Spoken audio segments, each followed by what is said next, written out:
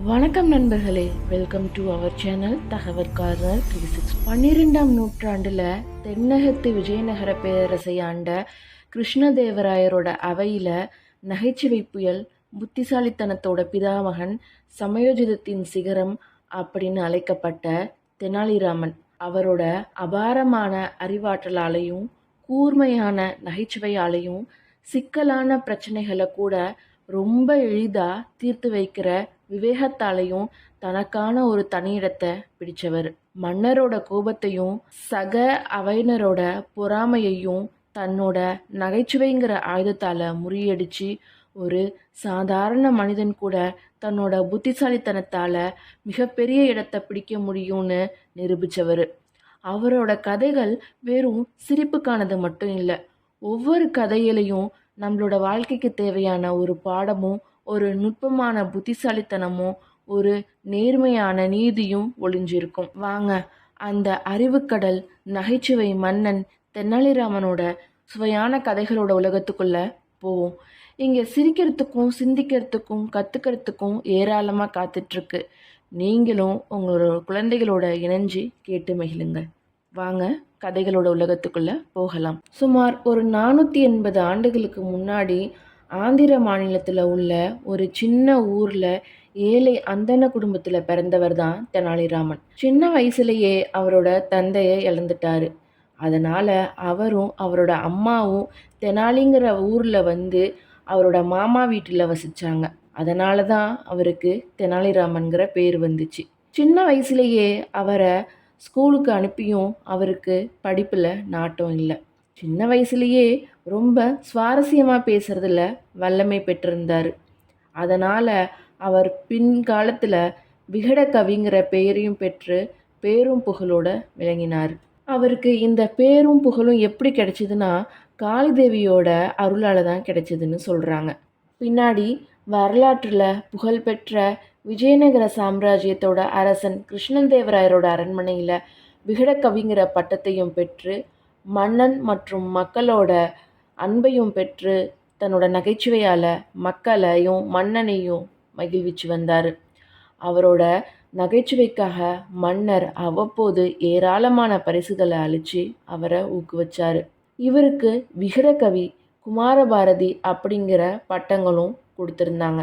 இவரோட வாழ்க்கையில் நடந்த நிகழ்ச்சிகள் தான் பல கதைகளாக சொல்லப்படுது. அதை தான் பின்னாடி நம்ம ஒன்றொன்னா பார்க்க போகிறோம். வாங்க முதல் கதைக்குள்ளே போகலாம். தெனாலிராமனுக்கு பள்ளிக்கு போய் படிக்கிறதுங்கிறது வேப்பங்காயாக கசந்தது. ஆனால் ரொம்பவும் அறிவுக்கூர்மையோடையும் நகைச்சுவையாகவும் பேசக்கூடிய திறனை இயற்கையாகவே பெற்றிருந்தார். வீட்டு தலைவர் இல்லாத காரணத்தால் குடும்பத்தை காப்பாற்ற வேண்டிய நிலை தெனாலிராமனுக்கு ஏற்பட்டுச்சு. அதனால் என்ன செய்வதுங்கிற கவலை அவரை வாட்டிக்கிட்டு இருந்தது.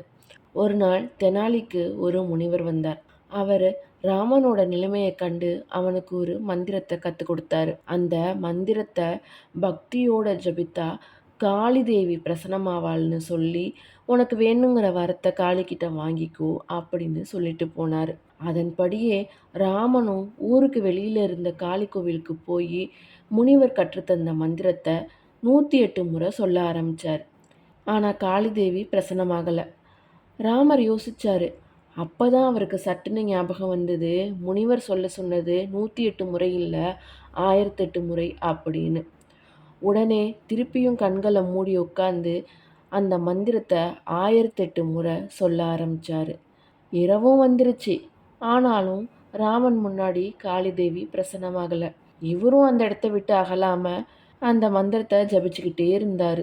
திடீர்னு காளிதேவி அவர் முன்னாடி தோன்றி, என்னை ஏன் அழைத்தாய், உனக்கு என்ன வேண்டும் அப்படின்னு ரொம்ப கோபமாக கேட்டாங்க. காளிதேவியை வணங்கி எழுந்திருச்ச ராமன் இரு கைகளையும் கூப்பி தொழுத மாதிரியே, தாயே, நானும் வறுமையில் ரொம்ப வாடிக்கிட்டு இருக்கேன். என்னோட வறுமை அகல்றதுக்கும் எனக்கு நல்லறிவு வரத்துக்கும் வரம் தந்து அருளுங்க அப்படின்னு கேட்டாரு. இதை கேட்ட காளிதேவி ரொம்ப சத்தமா சிரிச்சாங்க. உனக்கு ரொம்ப பேராசைதான், கல்வியும் வேண்டும் செல்வமும் வேண்டுமா அப்படின்னு கேட்டாங்க. உடனே தெனாலிராமன், ஆம் தாயே, புகழடைய கல்வி வேண்டும், வறுமை நீங்க பொருள் வேண்டும், இரண்டையும் தந்து அருள் செய்ய வேண்டும் அப்படின்னு ராமன் காளிதேவி கிட்ட கேட்டாரு. காளிதேவி புன்னகையோட தன் 2 கரங்களையும் நீட்டினாங்க. 2 கிண்ணங்கள் பாலுடன் இருந்தது. அந்த கிண்ணங்களை ராமன் கிட்ட கொடுத்த காளி, ராமா, இந்த 2 கிண்ணங்களிலும் உள்ள பால் மிகவும் விசேஷமானது. வலது கிண்ணம் கல்வி, இடது கிண்ணம் செல்வம். நீ ஒரு கிண்ணத்தில் உள்ள பாலை மட்டுமே குடிக்க வேண்டும். உனக்கு எது மிகவும் தேவையோ அந்த கிண்ணத்தின் பாலை மட்டும் குடி அப்படின்னு சொல்லி புன்னகையோட சொன்னாங்க. ராமன், என்ன தாயே, நான் 2ஐயும் தானே கேட்டேன், ஒரு கிண்ணத்தை மட்டும் அருந்த சொல்கிறாயே, நான் எதை குடிக்கிறதுன்னு தெரியலையே அப்படின்னு கொஞ்ச நேரம் யோசிக்கிறது மாதிரி நின்னாரு. பிறகு சட்டுன்னு இடது கையில இருந்த பாலை வலது கையில இருந்த கிண்ணத்துல கொட்டி அந்த கிண்ணத்து பாலை மடமடன்னு குடிச்சு முடிச்சுட்டு சிரிச்சாரு. காளிதேவியே திகச்சு போய் நின்னுட்டாங்க. நான் உன்னை ஒரு கிண்ணத்தில் உள்ள பாலை தானே குடிக்க சொன்னேன் அப்படின்னு காளிதேவி கோபமா கேட்டாங்க. அதுக்கு நம்ம ராமன் என்ன சொன்னாரு தெரியுமா? ஆமா தாயே, நானும் ஒரு கிண்ணத்து பாலை தானே குடிச்சேன் அப்படின்னு சொன்னாரு. ஏன் 2ஐயும் ஒன்றாக கலந்தாய் அப்படின்னு காளிதேவி கேட்டதுக்கு, கலக்கக்கூடாதுன்னு நீங்க சொல்லவே இல்லையே தாயே அப்படின்னு சொல்லிட்டாரு. கேட்ட காளிதேவி புன்னகையை புரிஞ்சுக்கிட்டே, ராமா, என்னையே ஏமாற்றி விட்டாய். நீ பெரும் புலவன் என்று பெயர் பெறாமல் விகடகவி என்றே பெயர் பெறுவாய் என்று வரம் தந்து மறைஞ்சிட்டாங்க காளிதேவி. ராமன் விகடகவி என்று சொல்லி பார்த்து சிரிச்சுக்கிட்டாரு. திருப்பி படிச்சாலும் விகடகவினே வருதே அப்படின்னு ரொம்ப சந்தோஷப்பட்டாரு. இப்படிதான் சாதாரண ராமனா இருந்த தெனாலிராமன் விகடகவியா மாறினாரு. விஜயநகர மன்னர் கிருஷ்ணதேவராயரோட அரண்மனையில தாத்தாச்சாரியாருங்கிறவரு ராஜகுருவா இருந்தாரு. தெனாலி கிராமத்துக்கு அருகில இருக்கிற மங்களகிரிங்கிற ஊருக்கு ராஜகுருவான தாத்தாச்சாரியார் ஒரு முறை வந்திருந்தாரு. அவ்வூர் மக்கள் ராஜகுருவை வணங்கி ஆசி வாங்கிக்கிட்டாங்க. இத தெரிஞ்சுக்கிட்ட தெனாலிராமனும் ராஜகுருவை சந்திக்கிறதுக்காக வந்திருந்தான். தன்னோட விகடகவி திறமையாலும் பேச்சாற்றலாலும் ராஜகுருவோட சிஷியனாகவும் ஆனாரு. ராஜகுருவோட நட்பு கிடைச்சதுக்கு பின்னாடி தன்னோட குடும்பத்தோட வறுமை நிலையை எடுத்து சொல்லி அதனால மன்னர் கிருஷ்ணதேவராயர் கிட்ட சிபாரிசு செஞ்சு ஒரு வேலையும் வாங்கி தர சொல்லி கேட்டாரு. அவரோட வேண்டுகோளை ராஜகுருவும் ஏத்துக்கிட்டு அரண்மனையில வேலை வாங்கி தரதா வாக்கு கொடுத்தாரு.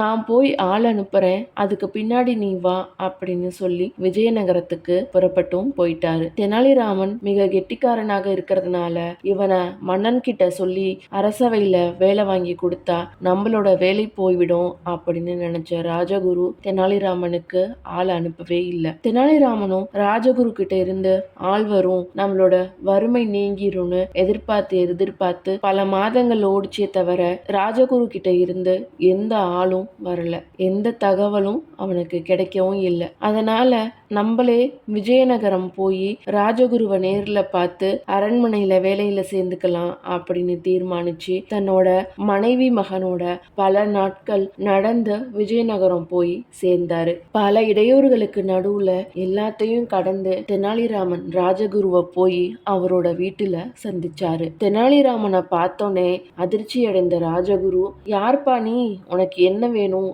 அப்படின்னு கேட்டாரு. இதை கேட்ட தெனாலிராமன் பதறி போனாரு. ராஜகுருவே, நான் தான் தெனாலிராமன். நீங்க மங்களகிரிக்கு வந்தபோது நம்ம 2 பேரும் நண்பர்கள் ஆனோமே, நான் கேட்டுக்கிட்டதுக்கு இணங்க நீங்க என்ன அரசவையில பணியில சேர்த்து விடுவதா சொன்னீங்களே, ஆள் அனுப்பிய பின்னாடி வர சொன்னீங்க. பல மாதங்களா தங்கள்கிட்ட இருந்து எந்த தகவலும் வராததால நானே நேரில் வந்தேன். தயவு செஞ்சு என்னை பத்தி மன்னர்கிட்ட சொல்லி அரசவையில எனக்கு ஒரு வேலை வாங்கி கொடுங்க அப்படின்னு கேட்டுக்கிட்டாரு. உன்னை யாருன்னே எனக்கு தெரியாதுப்பா, மரியாதையா வெளியே போ, இல்லைன்னா அவமானப்படுவ அப்படின்னு சொல்லி தெனாலிராமனை வெளியில துரத்திட்டாரு. வீட்டை விட்டு வெளியேற்றப்பட்ட தெனாலிராமன் பழிக்கு பழி வாங்கறதுக்காக காத்துக்கிட்டு இருந்தாரு. தாத்தாச்சாரியார் வீட்டில இருந்து அவமானப்படுத்தி வெளியில துரத்தப்பட்ட தெனாலிராமன் கிருஷ்ணதேவராயரோட புகழை கேள்விப்பட்டு நேரடியா அவரையே பார்த்து வேலை கேட்டுடலாம் அப்படின்னு விஜயநகர அரண்மனையை நோக்கி நடக்க ஆரம்பிச்சாரு. அந்த ஊர்லயே தங்கி பல நாட்கள் அரசரை பார்க்க முயற்சி பண்ணாரு. ஆனா அவரால் அரசரை பார்க்கவே முடியல. எப்படியாவது அரசரை பார்த்துடணும் அப்படின்னு இடைவிடாம முயற்சி பண்ணிக்கிட்டே இருந்தாரு. தினமும் அரண்மனைக்கு போறதும் திருப்பி வரதுமா இருந்தாரு. ஒரு நாள் வித்தைகள் செஞ்சு வேடிக்கை காட்டுற செப்படி வித்தைக்காரன் ஒருவனை சந்திச்சாரு.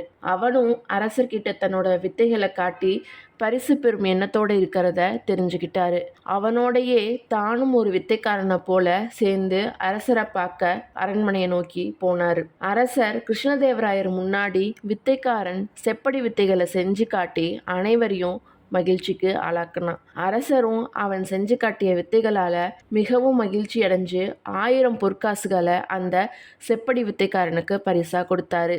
ஆனா அவன் அந்த பரிசை பெறறதுக்கு முன்னாடியே ராமன், அரசே, இவனை விட வித்தையில் வல்லவனான நான் இருக்கேன். நான் செய்யற வித்தைய இவனால செய்ய முடியுமா அப்படின்னு கேட்டு பாருங்க. பிறகு பரிசு யாருக்குன்னு நீங்களே முடிவு செய்யுங்க அப்படின்னு முன்னாடி வந்து நின்று அரசரை வணங்கி சொன்னான். அரசருக்கு ரொம்பவே மகிழ்ச்சி.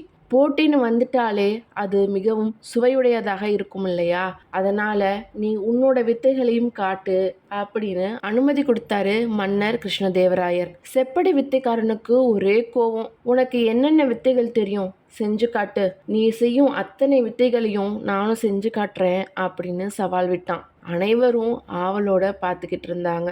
தெனாலிராமனும் கொஞ்சம் கூட பதட்டம் எதுவும் இல்லாம முன்னால் வந்து நின்று, ஐயா, எல்லா வித்தைகளையும் செய்ய வேண்டாம். நான் ஒரே ஒரு வித்தையை மட்டும் செஞ்சு காமிக்கிறேன். அதுவும் கண்களை மூடிக்கிட்டு செஞ்சு காமிக்கிறேன். நான் செய்கிற அதே வித்தையை நீங்கள் கண்களை திறந்துக்கிட்டே செஞ்சு காட்டுங்க போதும். அப்படி அதை உங்களால் செய்ய முடியலன்னா அரசர் தர 1000 பொற்காசுகளில் பாதியை எனக்கு தந்துடணும் அப்படின்னு தெனாலிராமன் கேட்டான். வித்தைக்காரனும் வெகு அலட்சியமா, நீ கண்ணை மூடிக்கிட்டு செய்கிற வித்தையை நான் கண்ணை திறந்துக்கிட்டே செய்யணும், அவ்வளவுதானே, நீ செஞ்சு காட்டு அப்படின்னு சவால் விட்டான். உடனே ராமன் அரசரை வணங்கி கீழே உட்காந்து தன்னோட 2 கை நிறைய மணலை வாரி எடுத்து தன்னோட கண்களை மூடிக்கிட்டு கண் நிறைய கொட்டினான். அனைவரும் கைத்தட்டி ஆரவாரம் செஞ்சு சிரிச்சாங்க. மன்னரும் குலுங்கி குலுங்கி சிரிச்சாரு.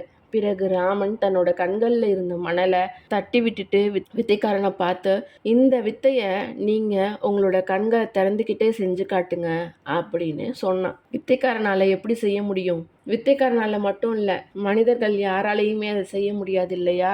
வித்தைக்காரன், நான் தோற்று போனேன், என்னை மன்னிச்சிடுங்க அப்படின்னு தலை குனிஞ்சே மன்னிப்பு கேட்டான். மன்னர் மகிழ்ந்து ராமனை அருகில் அழைத்து அவனை பற்றி கேட்டு தெரிஞ்சுக்கிட்டாரு. பிறகு, தெனாலிராமகிருஷ்ணா, உன் புத்தி சாதுரியத்தை மெச்சினேன். நீ சொன்னபடி 500 பொற்காசுகளை பெற்றுக்கொள் அப்படின்னு சொன்னாரு. ராமனும், அரசே, இந்த வித்தைக்காரன் வித்தை காட்டுவதில் தனக்கு மிஞ்சினவங்க யாருமே இல்லை அப்படின்னு பெருமை பேசிக்கிட்டு இருந்தான். அவன் கர்வமா பேசினத நான் கேட்டுக்கிட்டு இருந்தேன். வல்லவனுக்கு வல்லவன் இந்த வையகத்தில் உண்டுன்னு உணர்த்துறதுக்காகவும் அவனோட கர்வத்தை அடக்கிறதுக்காகவும் தான் நான் இப்படி செஞ்சேன். நான் வித்தைக்காரன்னு சொன்னதுக்கு என்ன மன்னிச்சிருங்க. 1000 பொண்ணையும் அந்த வித்தைக்காரனுக்கே கொடுத்துருங்க அப்படின்னு கேட்டுக்கிட்டான். தெனாலிராமனோட புத்தி சாதுரியத்தை மட்டும் இல்ல, அவரோட பெருந்தன்மையும் நியாயமா நடந்துக்கிற குணத்தையும் பார்த்து மனம் மகிழ்ந்த கிருஷ்ணதேவராயர் ராமர் சொன்னபடியே அந்த வித்தைக்காரனுக்கு 1000 பொற்காசுகளையும் பரிசா கொடுத்துட்டு தெனாலிராமகிருஷ்ணனை தன்னோட ஆஸ்தான விகடகவியா பணியில அமர்த்திக்கிட்டாரு. இப்படிதான் தெனாலிராமகிருஷ்ணன் கிருஷ்ணதேவராயரோட அரண்மனையில ஆஸ்தான விகடகவியா பதவி பெற்றார். ராஜகுருவை பழிவாங்கறதுக்கு நேரம் பார்த்துக்கிட்டு இருந்த தெனாலிராமனுக்கு அன்னைக்கு ஒரு நல்ல வாய்ப்பு கிடைச்சது. ஒரு நாள் அதிகாலை நேரம் ராஜகுரு குளத்துக்கு குளிக்க போனாரு. அப்போ அவருக்கு தெரியாமையே ராஜகுருவை பின்தொடர்ந்து தெனாலிராமனும் போனான். குளக்கரையை அடைஞ்சதும் ராஜகுரு தன்னோட துணிமணிகளை எல்லாம் எடுத்து கரையில வச்சுட்டு குளிக்கிறதுக்காக குளத்துக்குள்ள இறங்கிட்டாரு. மறைஞ்சு நின்ன தெனாலிராமன் ராஜகுருவோட துணிமணிகள் எல்லாம் எடுத்துக்கிட்டு ஓடி போய் மறைஞ்சு நின்றுக்கிட்டாரு. குளிச்சு முடிச்சு கரைக்கு வந்த ராஜகுரு துணிமணிகள் எல்லாம் காணாம திடுக்கிட்டு போனாரு. அந்த நேரம் பார்த்து தெனாலிராமன் அவர் முன்னாடி வந்து நின்னாரு. தெனாலிராமனை பார்த்தோன்னே தெரிஞ்சு போச்சு தெனாலிராமன் தான் தன்னோட துணிகளை எல்லாம் எடுத்து வச்சிருக்காருன்னு. தெனாலிராமனை பார்த்து, என்னோட துணியெல்லாம் கொடுத்துரு அப்படின்னு கெஞ்சினாரு. அதுக்கு தெனாலிராமனும், உங்களோட துணிமணிகள் எல்லாம் நான் பார்க்கவே இல்லை, நானும் குளிக்கிறதுக்காக தான் இங்கே வந்தேன், என்கிட்ட வம்பு செய்யாதீங்க, நான் எந்த துணியையும் பார்க்கலன்னு திருப்பி திருப்பி சொல்லிக்கிட்டு இருந்தாரு. ராமா, என்னோட துணிமணிகள் எல்லாம் கொடுத்துரு, இன்னும் கொஞ்ச நேரத்தில் நல்லா விடிய போகுது, இந்த குளத்துக்கு பெண்களும் குளிக்க வருவாங்க, தயவு செஞ்சு என்னோட துணிமணிகளை கொடுத்துருன்னு மீண்டும் மீண்டும் ராஜகுரு கெஞ்சிக்கிட்டு இருந்தாரு. அவரோட கெஞ்சுதலை கேட்ட தெனாலிராமன், என்னோட நிபந்தனைக்கு நீங்க ஒத்துக்கிட்டா நான் உங்களோட துணிகளை தரேன் அப்படின்னு சொன்னாரு. இல்லைன்னா தர முடியாது அப்படின்னு சொல்லி வம்பு பண்ணாரு. வேற வழி இல்லாம ராஜகுருவும் தெனாலிராமன் கிட்ட என்ன நிபந்தனைன்னு கேட்டாரு. என்ன அரண்மனை வரைக்கும் உங்களோட தோல்ல தூக்கிட்டு போகணும், அப்படி தூக்கிட்டு போனா உங்களோட துணியை தரேன், இல்லைன்னா தர முடியாது அப்படின்னு சொல்லிட்டாரு. வேற வழி இல்லாத ராஜகுருவும் இந்த தெனாலிராமன் ரொம்ப பொல்லாதவன், இவன் சொல்றத செய்யலன்னா அவன் என்ன நினைக்கிறானோ அதை நடத்திடுவான்னு முடிவு பண்ணி ராஜகுரு அந்த ஒப்பந்தத்துக்கு ஒத்துக்கிட்டாரு. அதுக்கப்புறம் ராஜகுரு கிட்ட துணியை கொடுத்த தெனாலிராமன் அவர் உடை அணிஞ்சுக்கிட்டு வந்ததுக்கப்புறம் அவர் தோள் மேலே ஏறி உட்காந்துக்கிட்டாரு. தெனாலிராமனை தன்னோட தோள் மீது சுமந்துக்கிட்டு இதை ஊர் மக்கள் அனைவரும் நின்று வேடிக்கை பார்த்துக்கிட்டு இருந்தாங்க.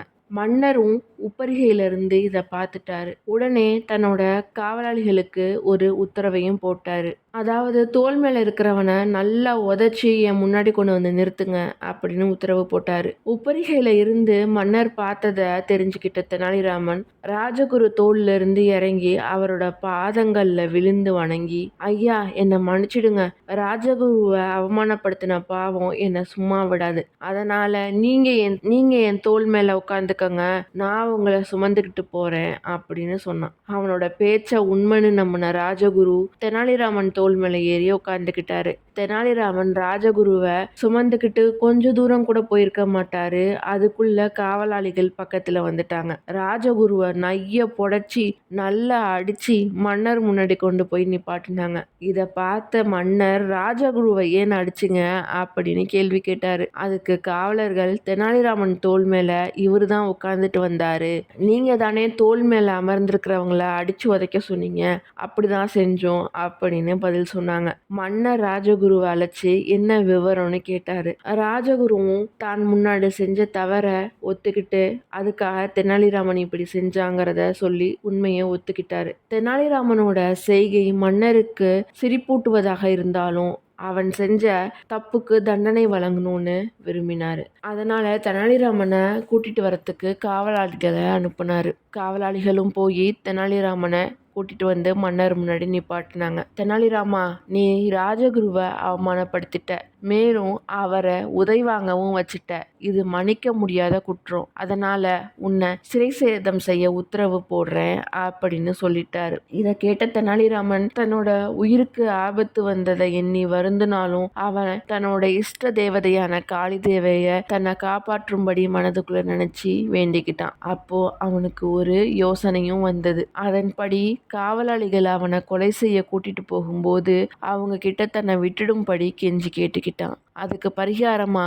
பணம் தருவதாகவும் சொன்னான். காவலாளிகளும் பணத்தை வாங்கிக்கிட்டு அவனோட வேண்டுகோளுக்கு இணங்கி அவனை கொலை செய்யாம விட்டுட்டாங்க. இனிமேல் நீ இந்த ஊர்ல இருக்காத, வேற எங்கேயாவது போயிடு அப்படின்னு சொல்லிட்டு அவங்க ஒரு கோழியை அறுத்து அந்த கோழியோட ரத்தத்தை வாளில தடவி தெனாலிராமனை கொலை செய்ததா அரசர்கிட்டையும் சொல்லிட்டாங்க. தெனாலிராமனை கொலை செய்யப்பட்ட செய்தி ஊர் முழுக்க காட்டு தீ மாதிரி பரவிருச்சு.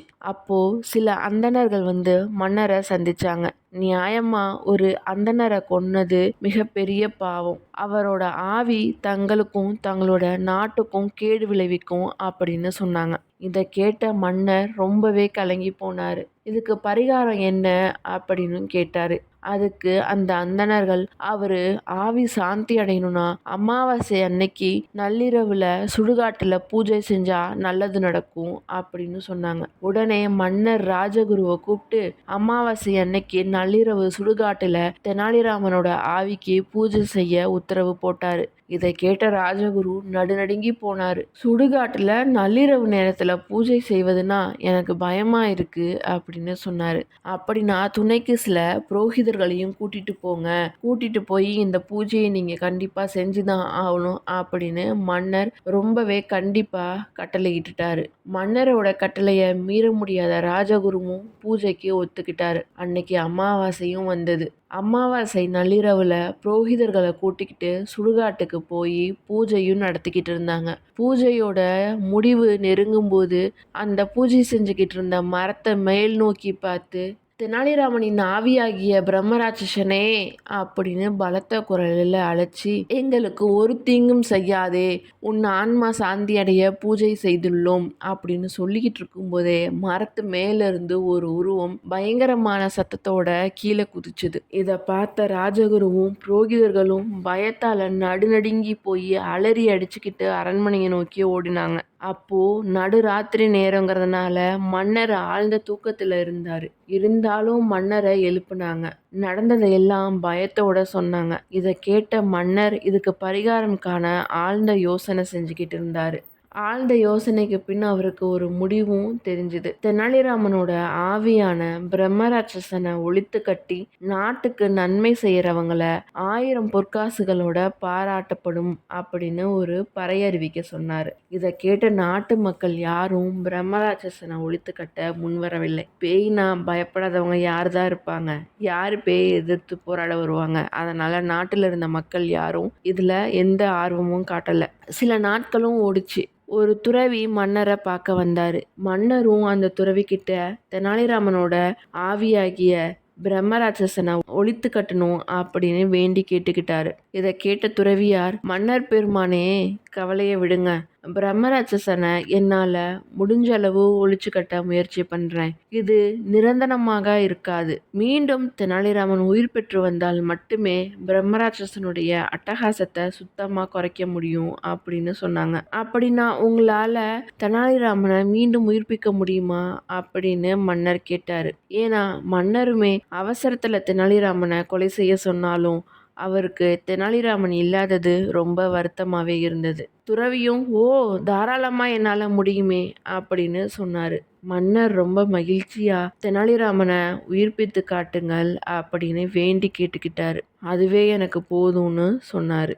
உடனே துறவியாக வேடம் அணிந்து வந்த தெனாலிராமன் தன்னோட வேஷத்தை கலைச்சாரு. தெனாலிராமனா அரசர் முன்னாடி நின்னாரு. தெனாலிராமனை மீண்டும் பார்த்த அரசர் மகிழ்ந்து போய் தெனாலிராமனை கட்டி தழுவிக்கிட்டாரு. பின்னாடி தெனாலிராமனுடைய புத்தி சாதுரியத்தையும் அறிவு கூர்மையையும் மெச்சி 1000 பொற்காசுகள் அவருக்கு பரிசாவும் வழங்கினார். இது மாதிரி தன்னோட பழியையும் தீர்த்துக்கிட்டாரு, பரிசையும் பெற்றுக்கிட்டாரு தெனாலிராமன். இந்த மாதிரி சுவாரஸ்யமான அறிவுபூர்வமான கதைகளை தொடர்ந்து கேட்க நம்ம சேனலோட இணைந்திருங்க. மறக்காம நம்ம சேனலை சப்ஸ்கிரைப் பண்ணிக்கோங்க. தொடர்ந்து பார்ட் 2 வரும்.